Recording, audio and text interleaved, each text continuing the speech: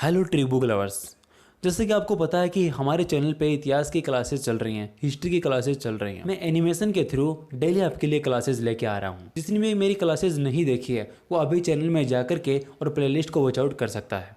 तो हमने प्राचीन इतिहास स्टार्ट किया था और प्राचीन इतिहास के अंदर हमने कुछ एक टॉपिक कवर कर लिए थे। आज मैं बात करने वाला हूँ मौर्य वंश के बारे में। मौर्य वंश के संस्थापक जो हैं वो खुद चंद्रगुप्त मौर्य है। घनानंद को हराने के बाद में चाणक्य ने चंद्रगुप्त मौर्य की मदद की थी और बाद में चंद्रगुप्त मौर्य ने चाणक्य को अपना प्रधानमंत्री नियुक्त कर दिया।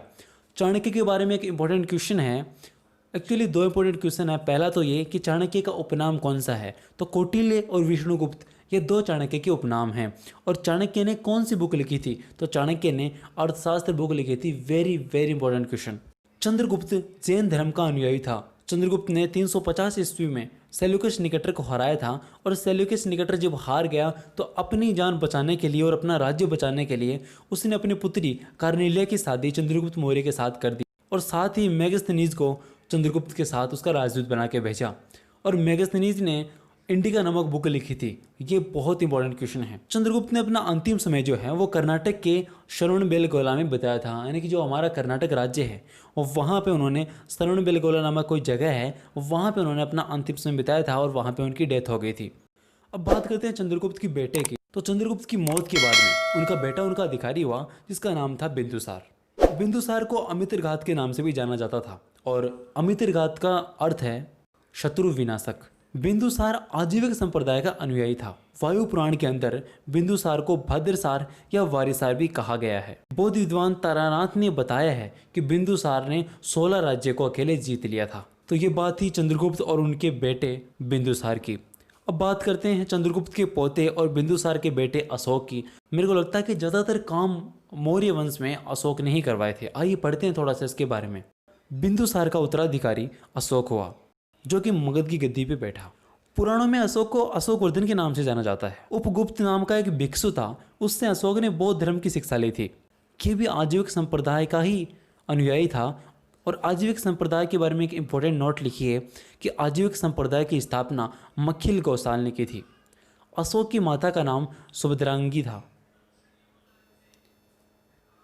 एक इंपॉर्टेंट पॉइंट है, भारत में जो शिलालेख हैं उनका सबसे पहले प्रचलन अशोक ने किया था और इन शिलालेखों की खोज जो है वो फैनथेलर ने करी थी और इनको पढ़ा जेम्स प्रीशेप ने था। वेरी इंपॉर्टेंट क्वेश्चन एग्जाम में आया हुआ है काफ़ी बार। जिन स्तंभ लेखों का निर्माण अशोक ने करवाया उनकी संख्या 7 थी और ये सारे के सारे ब्राह्मी लिपि में लिखे गए हैं। कौशाम्बी अभिलेख जो है उसको रानी का अभिलेख भी कहते हैं। अशोक का जो 7वां और सबसे आखिर का अभिलेख है वो सबसे लंबा अभिलेख है, ध्यान रखिएगा इसको। और मौर्य वंश का उसके बाद में अंत हुआ। अंतिम शासक जो था मौर्य वंश का वो बृहदत्त था।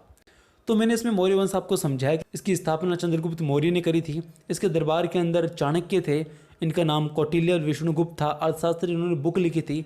मेगस्थनीज जो है जिन्होंने इंडिका बुक लिखी थी। बिंदुसार को अजातशत्रु के नाम से जाना जाता है और इन्होंने 16 राज्यों को 16 जनपदों को जीता था। अशोक की माता का नाम सुभद्रांगी था और अशोक ने शिलालेखों का निर्माण करवाया था सबसे पहले, जिनकी खोज फैनथेलर ने और जिनको पढ़ा प्रीशेप ने था।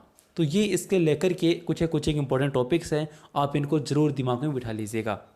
देखिए आपको रट्टा मारने की बिल्कुल भी ज़रूरत नहीं है क्योंकि मैं आपको एनिमेशन के थ्रू ये चीज़ें करवा रहा हूँ। आप जब एक बार इस वीडियो को देखोगे तो आपको 90% सिलेबस कवर हो जाएगा। मैं 100% नहीं कह रहा हूँ, 100% तब हो जाएगा जब आप दोबारा इसकी रीडिंग लगाओगे। इसलिए मैं आपको कह रहा हूँ कि प्लेलिस्ट को सेव कर लीजिएगा।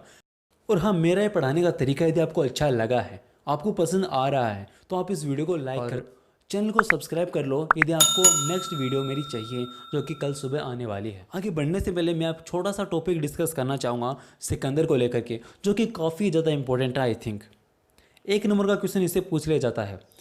सिकंदर के पिता का नाम फिलिप था और सिकंदर खुद अरस्तु का शिष्य था।